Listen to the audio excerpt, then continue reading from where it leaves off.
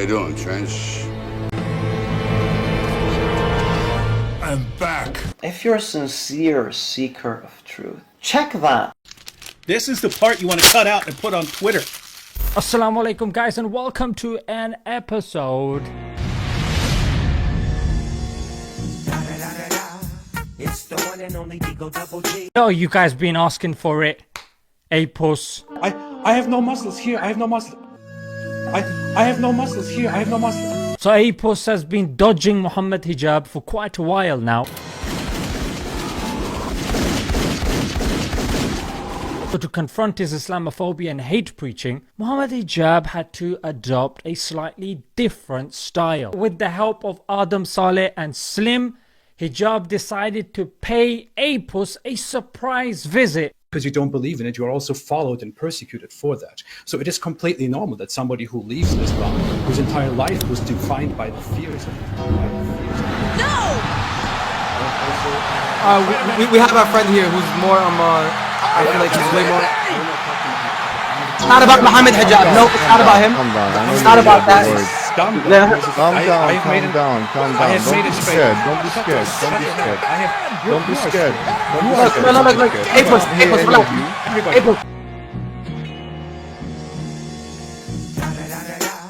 It's the one and only Digo Double G. Incest is okay, you said. Incest is okay. No, I have never said that either. So if two sisters or if two brothers have incest sexual relationship, there's nothing. I can't see anything wrong with it, right? Well, there is actually nothing wrong with it, yeah. Why you always freaking lying? Why you always lying? Why you always lying? No, I have never said that either. Why you always freaking lying? I said to Ali Dawa, he asked me, do you think it's okay for the father and the son to have sex? I said, if there was no harm to society and the individual. Whoa, no harm to society. Whoa, hey, yo.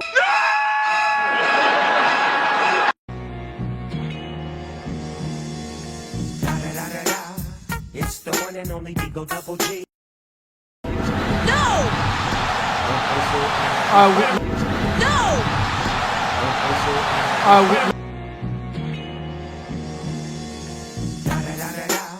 It's the one and only Digo Double G.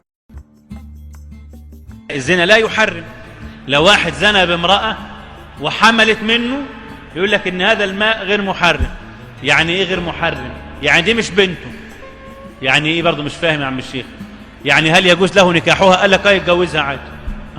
دي بنته. قال لك مين اللي قال بنته؟ هي لا بنته لا شرعا ولا شيء. مش بنته، لن تنسب له اصلا. ولما واحد يزني بواحده ويخلف منها بنت تتكتب باسمه باسم الزاني؟ لا ابدا يبقى مش بنته. Incest is okay, you said. Incest is okay. He was like, whoa, oh my God. I was like,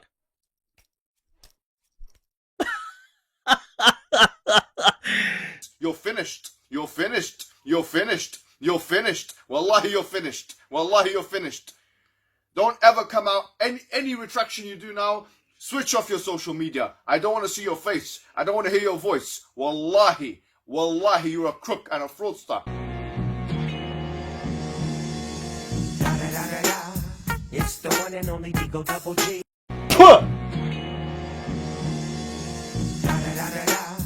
It's the one and only Digo Double G.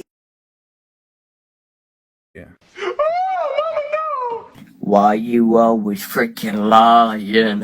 Why you always lying? Why you always lying? No, I have never said that either. Why you always freaking lying? I said to Ali Dawa, he asked me, do you think it's okay for the father and the son to have sex?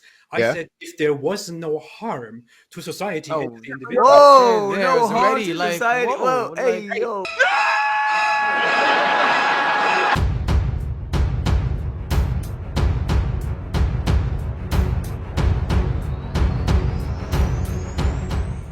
Prophecies are something else. Like the Prophet Muhammad, we say, he made explicit prophecies about the future. He told us in many hadiths where Islam will spread. He told us Islam will spread to Egypt. He told us Islam will spread to India. He told us Islam will spread to Sindh wal Hind, India and what's now Pakistan. He told us it will spread to your country in Turkey. that the Arabs will fight the Turks. He told us that count 6 things between the hour. One of them is Moti. That Jerusalem Islam is going to enter Jerusalem, which is a place which is the crown jewel of the Roman Empire. Islam predicted the demise of the Roman Empire.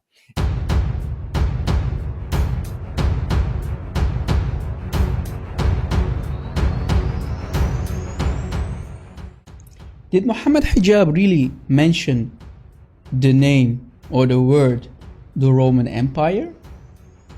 Sahih Muslim, hadith number 2898a.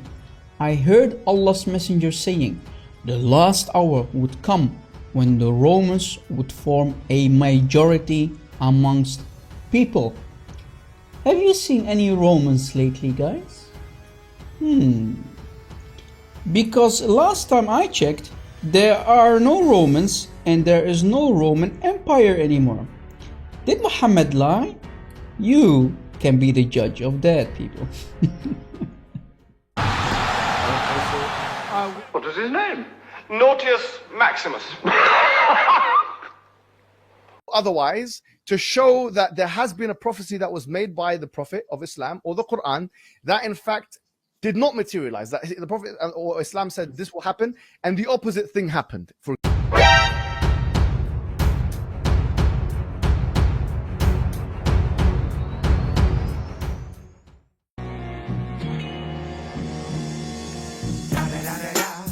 It's the one and only Digo Double G.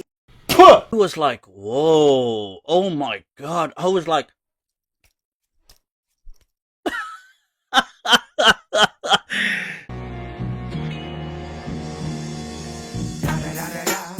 It's the one and only Digo Double G.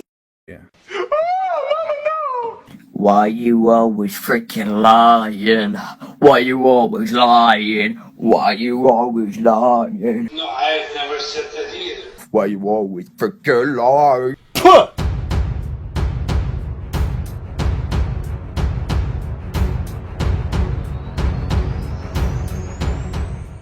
The Quran itself has falsification challenges. It actually says if you believe that this book is from other than God, then please try and find it, or you would have found in it many contradictions. I have shown many of them. Challenge there to try and find contradictions in the Quran. I have falsified the Quran on very high levels. Do it now, that's fine. The inimitability challenge is to try and produce something like the Quran, which means that it has to go within the scope of, it has to do exactly what the Quran has done, which includes, by the way, telling the future, because the Quran speaks explicitly about future events like chapter 30 verses 1 to 6, and it is wrong about that. And yes, in many other places of the Quran like chapter 24 verses 55 and onwards. So yes, it is wrong about them. Yes, in many other places of the Quran like chapter 24 verses 55 and onwards. So yes, it is wrong about them.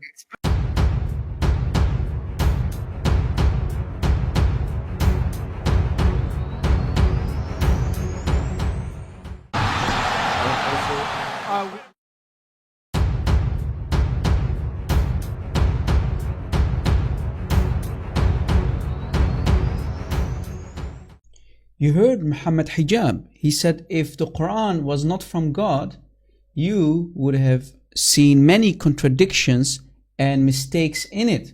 Well, here we have a surprise for Muhammad Hijab. Contradiction in the Quran. In chapter 18, ayah 50. It says, and when we said to the angels, prostrate to Adam, and they prostrated except for Iblis, he was of the jinn. Now pay attention. Allah is commanding the angels to prostrate to Adam.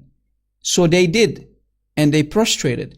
Except for Iblis, he was one of the jinn. Allah is commanding the angels.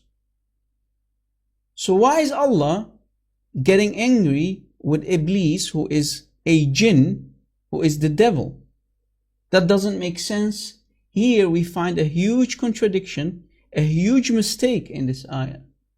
Allah, why are you mad with Iblis, who is the shaitan, while you are only commanding the angels to do sujood, to do prostration to Adam? In Islam, jinns and angels are totally different beings. So here we have a huge contradiction. Deal with it, Muslims. Deal with it, Muhammad Hijab. If you believe that this book is from other than God, then please try and find, or you would have found in it many contradictions. لَوَجِدُ فِي اخْتِلَافًا كَثِيرًا. I have shown many of them. Challenge there to try and find contradictions in the Quran. I have falsified the Quran on very high levels. Do it now. That's fine. You are so silly. Welcome to a very, very important episode, because we are going to talk about a very important topic, which is the topic of embryology and comparing it with the Quranic discourse and scientific discourse. Embryology means it's the study of the development of the human being, the early stages of human being in the womb of the mother, for those who don't know. The beginning of a human being. Yet in the Quran it's clearly described 1400 years ago. Surah Hajj, chapter 22, verse number 5, and Surah Mu'minun, chapter number 23, verse number 13. And certainly did we, God, Allah, create man from an extract of clay. Then we placed him as a watery bit of semen in a firm lodging. Then we made the watery part of the semen a creature that can attach. Then we made the creature that can attach a chewed matter. Then we made the chewed matter bones, and we covered the bones with flesh. Then we developed him into another creation. So blessed is Allah, the best of creators. This is just some crumbs. And this is the Muslim translation. Remember, not my translation. I don't approve any Islamic translation, but yet we will use it. وَلَقَدْ خَلَقْنَا الْإِنسَانَ مِنْ سُلَالَةٍ مِنْ طِينٍ ثُمَّ جَعَلْنَاهُ نُطْفَةً فِي قَرَارٍ مَكِينٍ ثم خلقنا النطفة علقة فخلقنا العلقة مضغة فخلقنا المضغة عظاما فكسونا العظام لحما ثم أنشأناه خلقا آخر فتبارك الله أحسن الخالقين. Translation: Verily we created the man from a product with earth, then placed him in a drop as a drop of seed in safe lodging. Then we fashioned the drop into a clot, and then we fashioned the clot into a little loom. Then we fashioned the little loom into bones, and then the bones then we closed the bones with the flesh, and we produce another creation. The Quranic claim here that the sperm of the man, which is the drop of semen, will transform into a clot. And this is what he mentioned here, the word nutfa. The nutfa mean? Give us some information about the nutfa.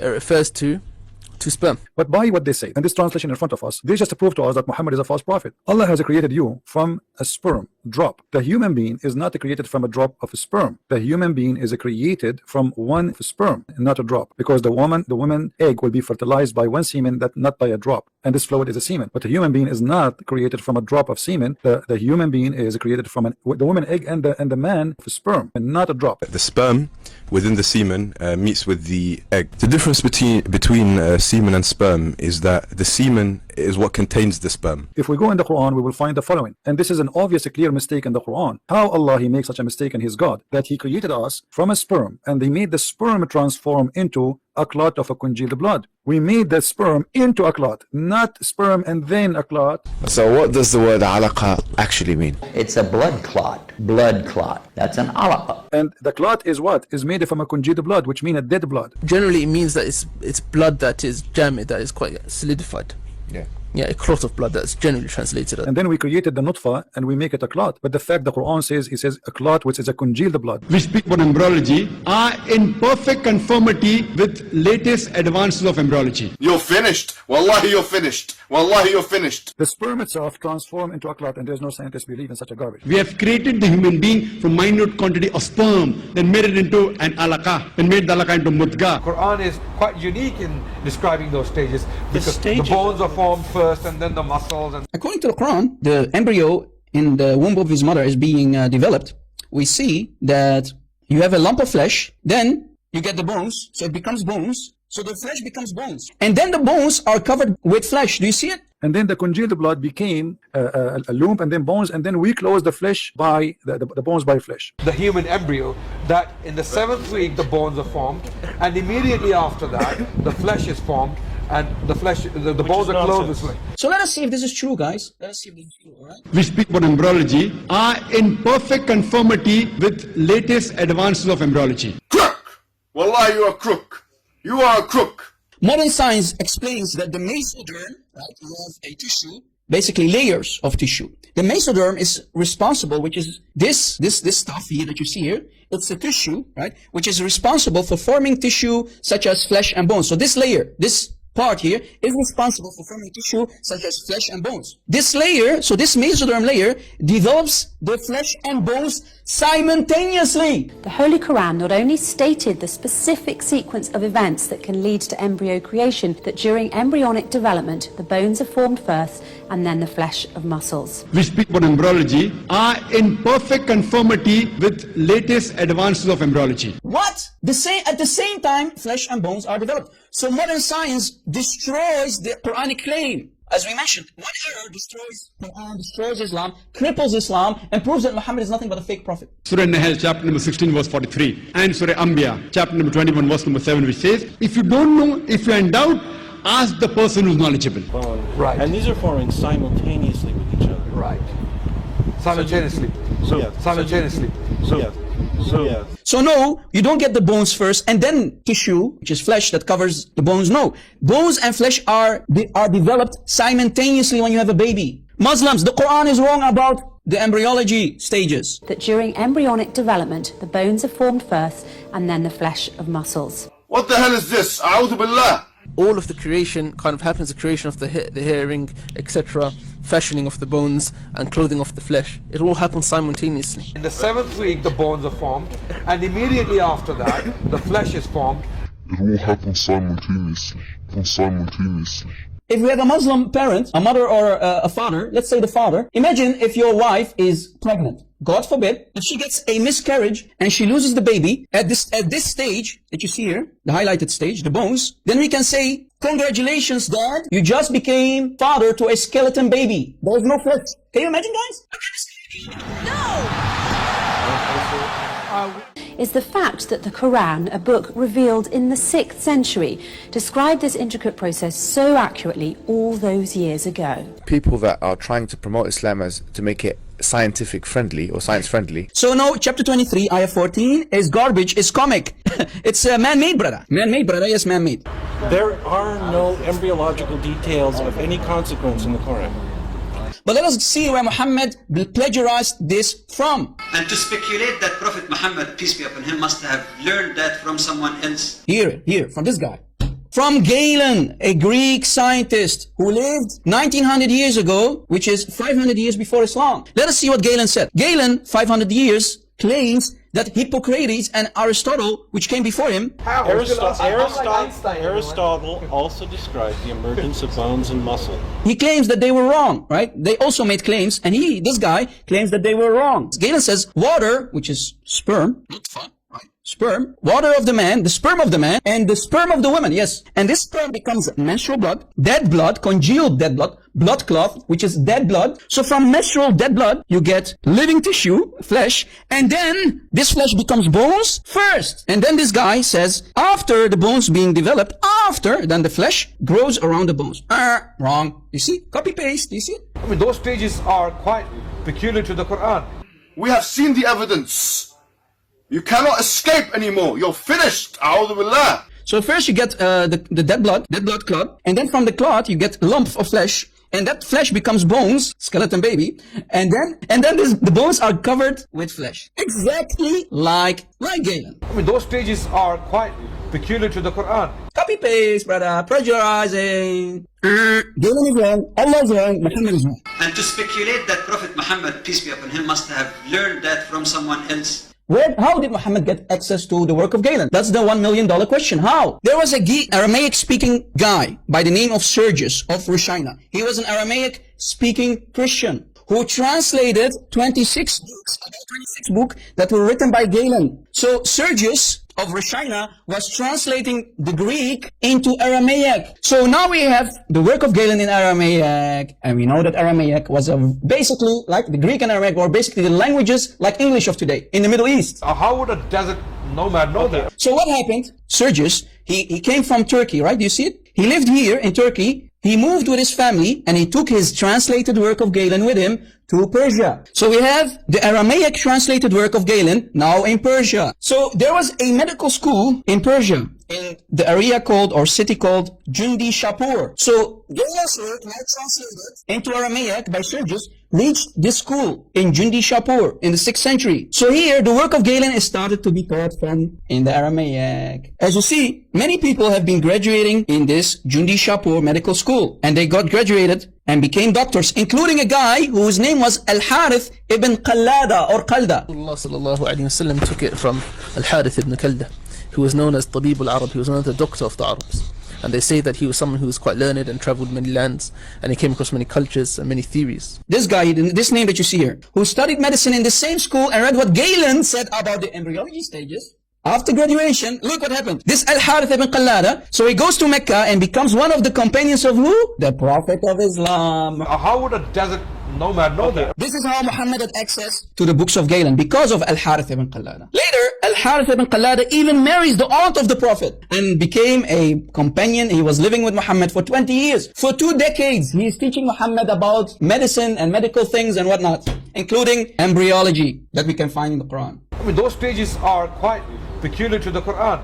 Quran says in Surah Tariq, chapter number 86, verse number 5 to 7, that does not man move from what is created? He is created from a drop coming forth from a space between the backbone and the ribs. Ibn Kathir, he said clearly that the baby is created from a gashing fluid, chapter 86, verse number 6 and 7. What does the Quran mean by saying the human beings have been created from a drop coming from a space between the backbone and the ribs? He created you from water gushing forth, meaning a sexual fluid that comes burst forth from the men and the women. Thus the child will produce by both of them, and then proceeding from between the backbone and the ribs, meaning the backbone of the man and the ribs of the women. So the God of the Quran claimed that women and men, both of them, they produce sexual fluid, and that caused the baby to come to existence. And the sexual fluid come from the backbone of the man, as you see, and the ribs of the women. The human beings have been created from a drop coming from a space between the backbone and the ribs. Galen did not know that women have eggs. So he was wrong, and he thought that women have sperm. This is this Galen here. So Muhammad got it from him, and Muhammad also was wrong in the Quran. Right? Remember, nutfa, because Muhammad thinks that women have sperm like men, gushing out from the necklace area, right? The necklace area of the woman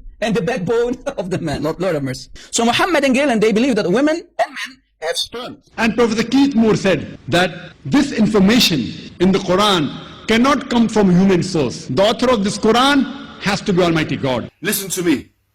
We have the evidences. You don't believe? Wallahi, we have the evidence. We saw it with our eyes. Don't mess around. Don't play games. And that's alone proven to us. And by the way, this is not only Ibn Kathir saying, this is what the Quran is saying. The Quran is saying, as-sulb wa tara'ib. As-sulb is the hard bone, which is the last one in the end. The last bone in your spine is that is the sulb. So Muhammad, he claimed that the sperm of the man is coming from the sulb, and which is the backbone, as you see, and the women coming from the ribs. And that alone is enough to prove to us that Muhammad is a false prophet. No, we have more. The Quran also says in Surah Sajda, chapter number 32, verse number 8, that we have created the human being from a quintessence. The Quran further says in Surah Insan, chapter 76, verse number 2, we have created the human being from nutfatin amshaj, from a minute quantity of mingled fluids. Muhammad even, he go farther and he claim more crazy stuff. As an example, the man and the women, when they have sex, they see their sperm coming out. Water. So Muhammad and the Quran, both of them, they use the word water, and the word water means semen. Muhammad, he claimed that men and women, they have water, which is semen, and that semen of the man is white and the women is thin and yellow, and whoever of them comes first will make the baby resemble the parents. And today's science tells us that the 23rd pair of chromosomes in the human being, it determines the sex of the child. If it's XX, it's a female. If it's XY, then it's a male. Which means the baby will become male or female. That the sperm is responsible for the sex of the child. Here Muhammad, he made it clear. If a man have orgasm first, the baby will be a male. If the women have orgasm first, the baby will be a female. And this is exactly what the Quran says in Surah Najm, chapter number 53, verse number 45 and 46. That we have created the human being from a minute quantity of liquid which is ejaculated. Actually, this whole thing is not correct. Muhammad obviously is a false prophet. But what about Dr. Kate Moore, brother?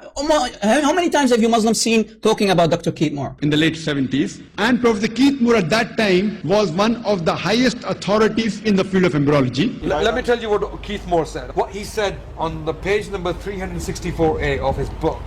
He said that most of the verses of the Quran which speak about embryology are in perfect conformity with latest advances of embryology. What did Dr. Keith Moore say? Keith Moore is wrong? He's an embryologist? This is his field. It's my field too. I know it's wrong. You're an embryologist? Yes. Oh, great. Wow. He said in his book, this Dr. Kate Moore, in 1998, his book in page 15 says, the Quran pretty much copied from the works of And he said that he has no objection in agreeing that Prophet Muhammad, peace be upon him, was the messenger of this God. He was an agnostic, according to his own confession. And we saw this as a video, not even black and white, it was a colored video with audio and video. At the same time, of course, he's profiting from Islam and from Muslims. Never, ever, ever bring up Dr. Kate Moore, because Dr. Kate Moore just destroyed you and your prophet and the Quran. Now, almost without a shadow of a doubt clear, Muhammad obviously is a false prophet. Please don't forget to subscribe, smash that like button, click on that bell, smash it. Thank you for watching, guys, and God bless. I was like, whoa, oh my God. I was like,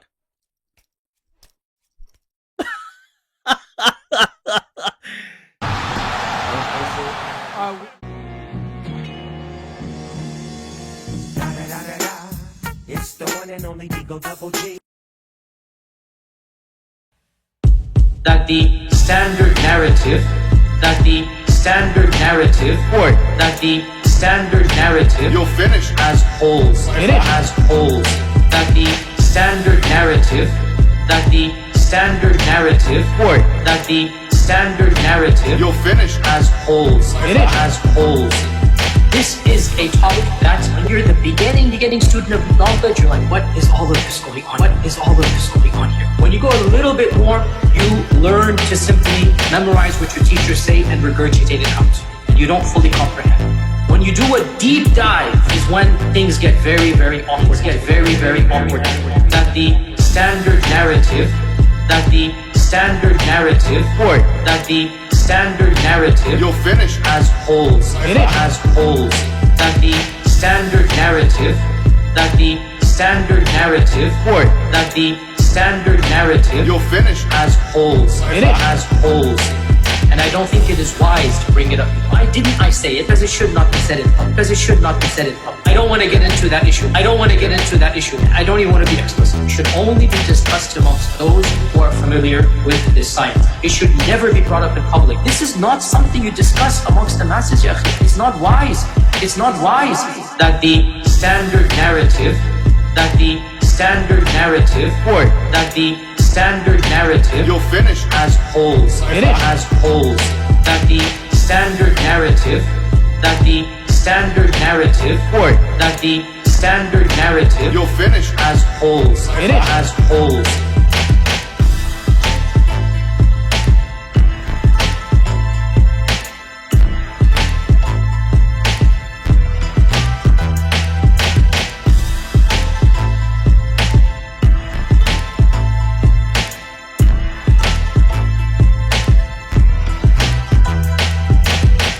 you're finished.